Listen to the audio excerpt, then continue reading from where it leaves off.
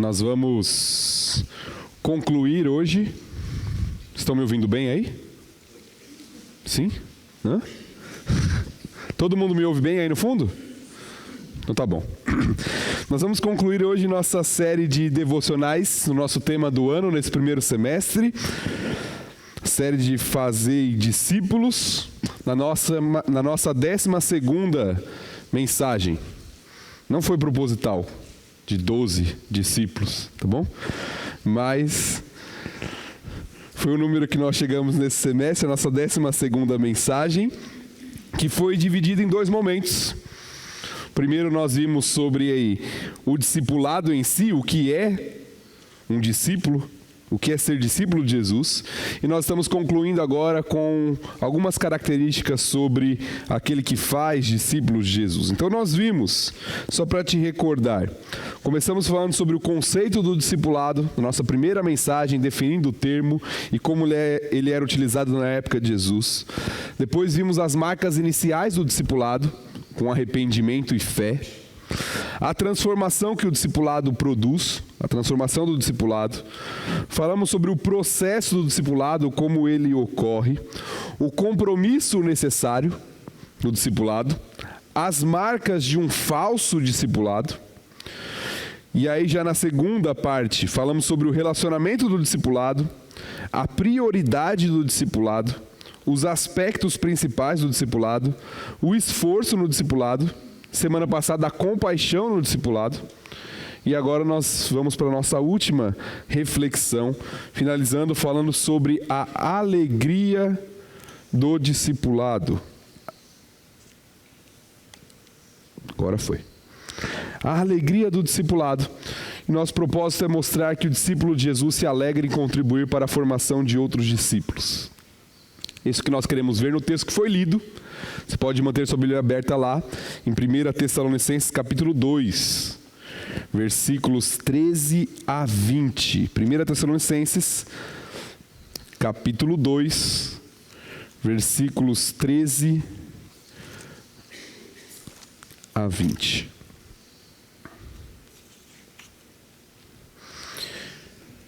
Para começarmos nossa reflexão, pense aí, responda na sua mente. O que te faria feliz hoje? Responda assim: eu seria alguém feliz se eu tivesse, eu fizesse, se algo acontecesse.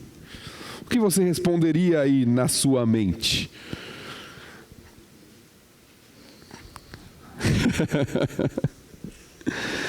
A alegria do discipulado. Nós vivemos em uma sociedade que supervaloriza a ideia da felicidade, em que se é necessário ser feliz a qualquer custo. Vivemos na época do entretenimento, do stand-up, onde que o que importa é você estar se sentindo bem, feliz, alegre.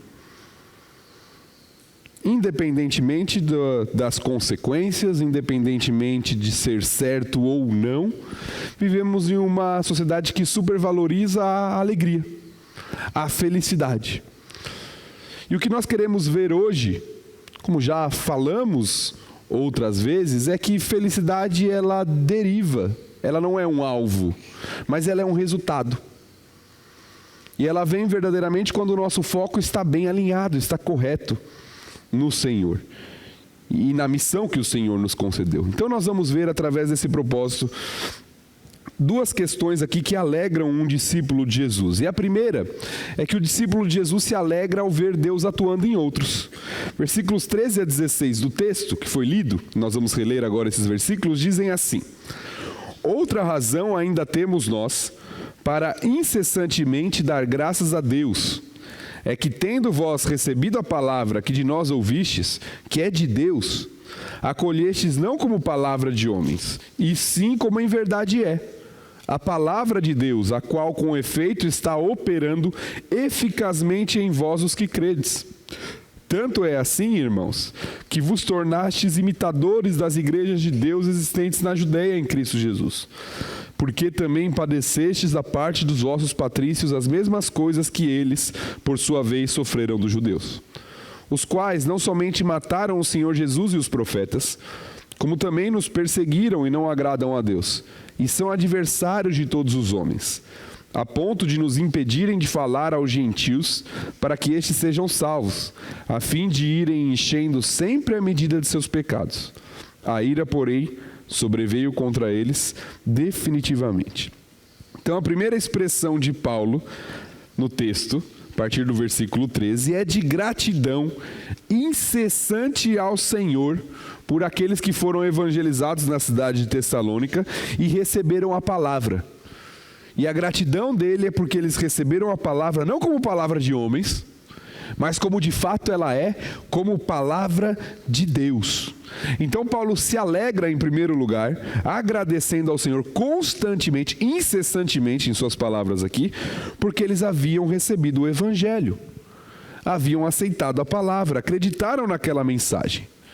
É motivo de alegria para o discípulo de Jesus quando outras pessoas recebem a palavra, entendem que é palavra do próprio Deus e iniciam sua caminhada com Ele.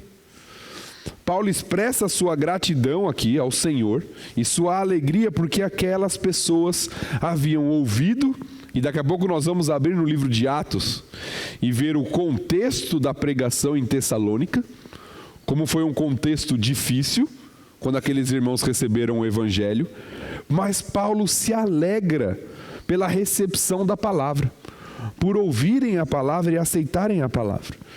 Esse é um motivo de alegria do discípulo de Jesus, porque ele vê o Senhor, o Espírito Santo de Deus agindo na vida de outras pessoas, trazendo compreensão do evangelho, convencendo do pecado, da justiça e do juízo, abrindo os olhos para que aquelas pessoas consigam entender e ver a palavra de Deus. Por isso Paulo agradece aqui, se alegra em primeiro lugar. E eu estava pensando sobre isso, e tem sido realmente uma bênção. Estava essa semana no feriado, estava na casa de um irmão da igreja, e nós estávamos compartilhando sobre isso, né, de um irmão que está lá na equipe de Vila Rosa, como tem sido uma bênção ver pessoas recebendo e chegando e recebendo a palavra do Senhor lá. Ver que em menos de 3 meses de trabalho que nós estamos lá, pessoas têm chegado, recebido a palavra, recebido o aconselhamento, ouvido do Senhor.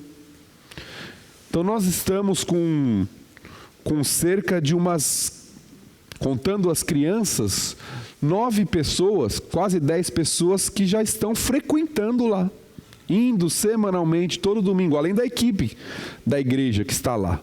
Isso é motivo de alegria, isso deve alegrar o nosso coração, porque pessoas têm ouvido da palavra. Um discípulo de Jesus se alegra com isso, se motiva com isso.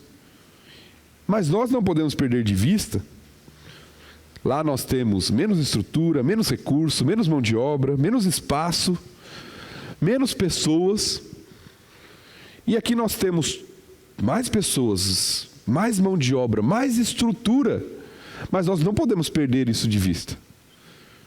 Nós não podemos perder a alegria de ver pessoas chegando e de ir atrás, de buscar pessoas, de falar do Evangelho de Cristo, de fazer discípulos do Senhor Jesus Cristo. Nós vamos ter a oportunidade disso nessa semana que se inicia. Sábado nós temos assembleia, novos membros vão ser apresentados aqui para a igreja. Pessoas vão chegar ao batismo.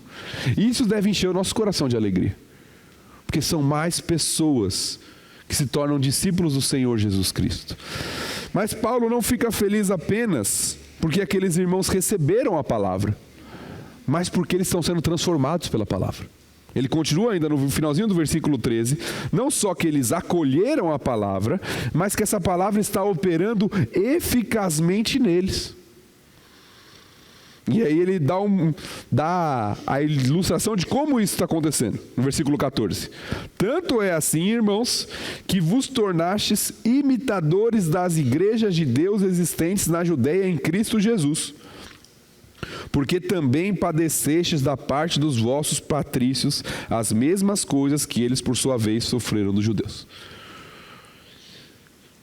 E olha aqui que nós estamos num texto, e Paulo vai concluir falando de alegria, novamente, nós estamos num texto falando de alegria, mas note que há sofrimento. Paulo se alegra e agradece porque a palavra está fazendo efeito, é eficaz, está atuando, operando eficazmente naqueles irmãos, e a prova é que eles estão sendo perseguidos.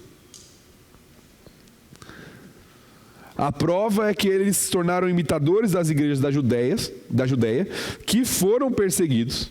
E ele dá o exemplo do próprio Cristo, dos profetas, dos apóstolos, que foram perseguidos pelos judeus, que foram perseguidos no início ali da igreja.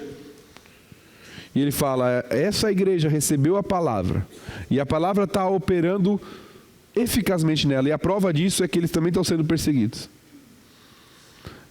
A prova disso é que essa mensagem que eles assumiram é verdadeira, porque a mesma coisa que aconteceu com Cristo, a mesma coisa que aconteceu com os profetas, a mesma coisa que aconteceu com os apóstolos, com as igrejas da Judéia, quando eles assumiram o evangelho verdadeiro, é que eles foram perseguidos. E a mesma coisa está acontecendo entre eles. A crença deles não era fraca, não era limitada, produzia frutos, produzia mudança, a ponto de incomodar aqueles que eram contrários à mensagem do evangelho.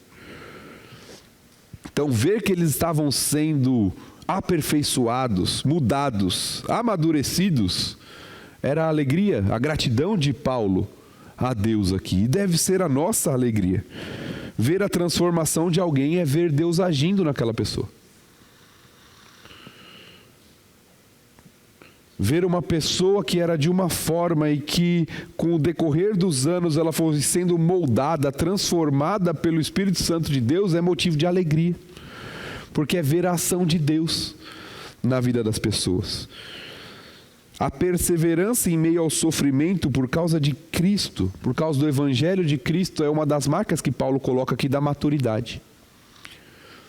Da operação da palavra na vida de uma pessoa, mesmo em meio às dificuldades. Eu quero que você abra comigo rapidamente lá em Atos capítulo 17, deixe marcado aí, nós vamos voltar já, mas abra lá em Atos 17.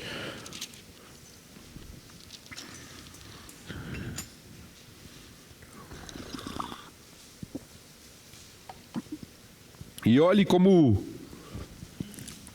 sobre o que Paulo está se referindo. Tá bom? Quando o evangelho chega em Tessalônica.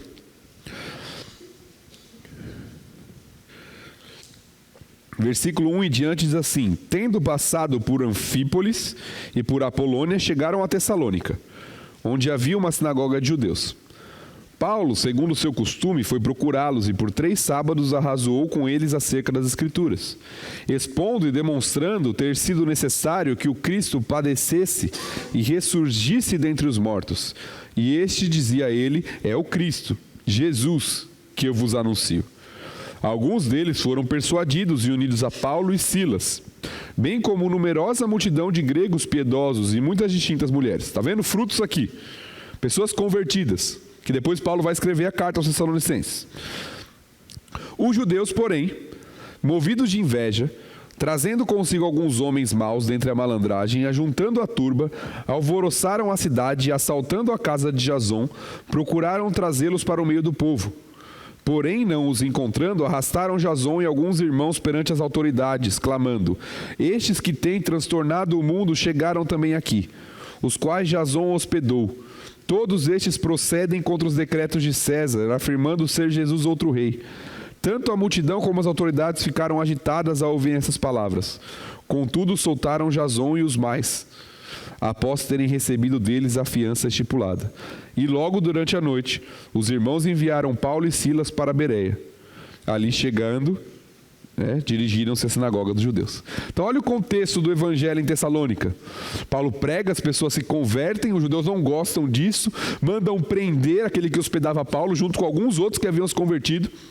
E Paulo e seu companheiro de viagem Silas têm que sair durante a noite da cidade para ir para outra cidade, por causa da perseguição. É nesse contexto que essa igreja é formada. Num contexto de adversidade, num contexto de perseguição. Mas Paulo olha para tudo isso e ele se alegra. E ele agradece ao Senhor. Não porque eles estavam sofrendo, mas porque a perseverança no meio do sofrimento mostrava a firmeza da fé daquelas pessoas. Mostrava que eles tinham entendido o que é o discipulado. Notavam que eles estavam comprometidos com Cristo, independente das dificuldades. E dispostos a sofrer por Cristo. Nós vivemos em uma sociedade, como nós falamos, que supervaloriza o se sentir bem, a felicidade, e que por causa disso vai se tornando cheia de melindres.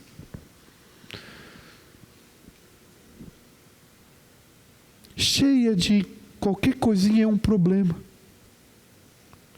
Você consegue notar a diferença do que aqueles irmãos estavam vivendo, do que é a realidade de muitas das nossas igrejas do nosso país?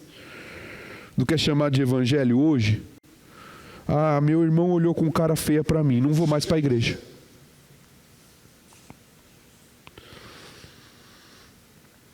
Ah, Deus não me ama, Ele permitiu que eu ficasse gripado.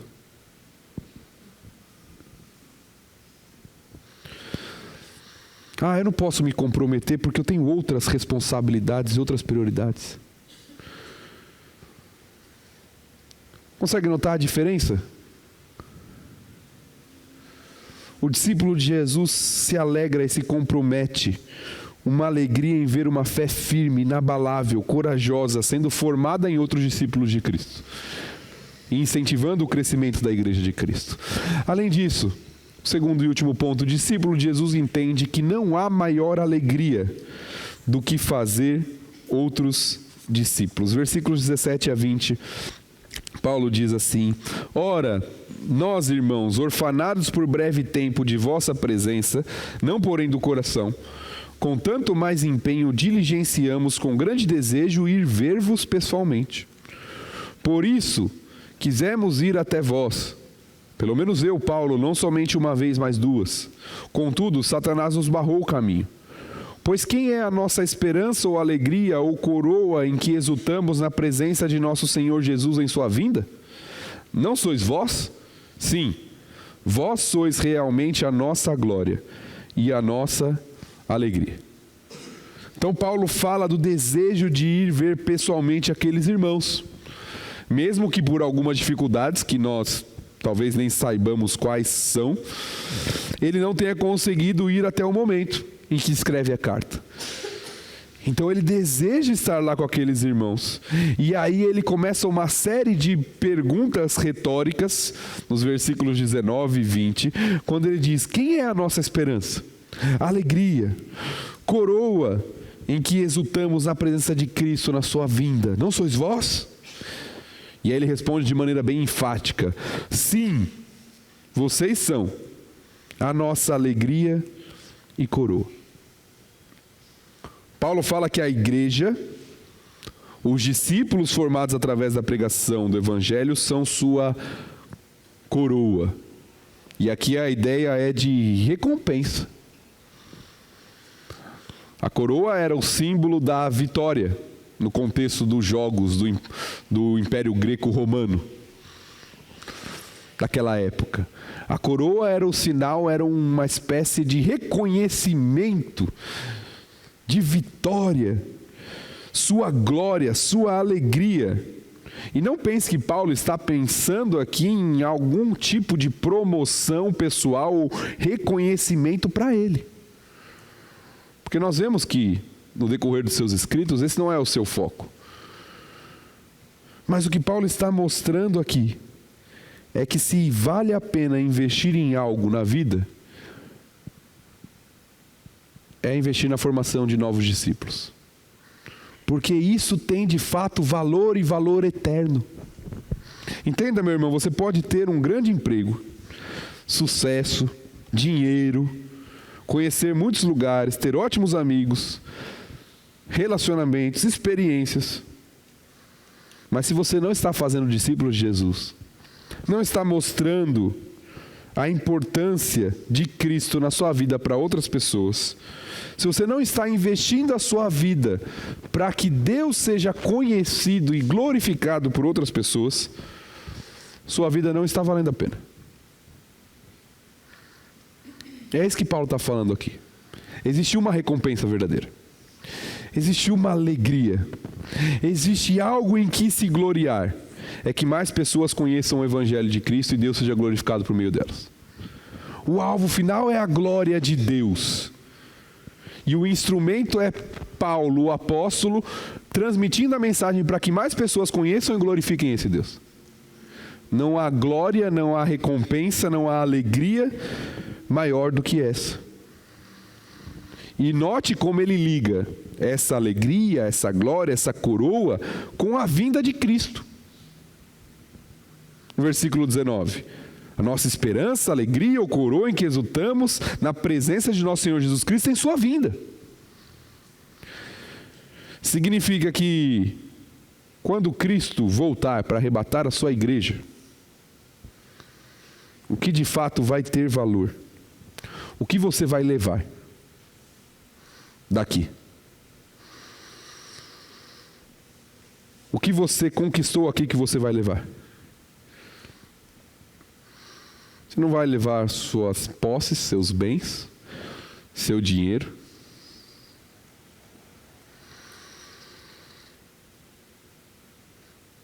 Mas o que estará contigo por toda a eternidade são aquelas pessoas que Deus utilizou, você, para investir na vida dessas pessoas e que elas conheceram o Evangelho, por meio da ação de Deus na vida delas. Isso tem valor eterno. Isso vai ser compartilhado por toda a eternidade. Essa alegria de pessoas estarem juntas adorando ao Senhor para todo sempre. Por isso Paulo fala, essa realmente é a maior alegria. Vocês são a minha coroa. Vocês são a minha alegria. A grande alegria de ser usado por Deus para que Ele seja glorificado por outras vidas, por outras pessoas. Não é para orgulho ou vanglória. Olha o que eu fiz. Olha quantas pessoas, até porque quem opera é o Espírito Santo de Deus. Mas olha o que Deus fez. Através de um instrumento limitado, humano, como eu. Olha o que Ele fez na vida de outras pessoas. Olha quantas pessoas conseguiram entender o Evangelho, a palavra de Deus, por meio da ação do seu Espírito. E Deus me deu a graça, a alegria de participar disso como um mero instrumento nas mãos dele. Então Paulo fala que não há alegria maior do que essa, que esses irmãos são realmente a alegria e a coroa deles. E meu desejo, meu irmão, é que nesse mundo cheio de falsas expectativas de alegria, cheia de apresentações de contentamento e entretenimento, você consiga discernir qual é a verdadeira alegria. E que a verdadeira alegria motive o seu coração.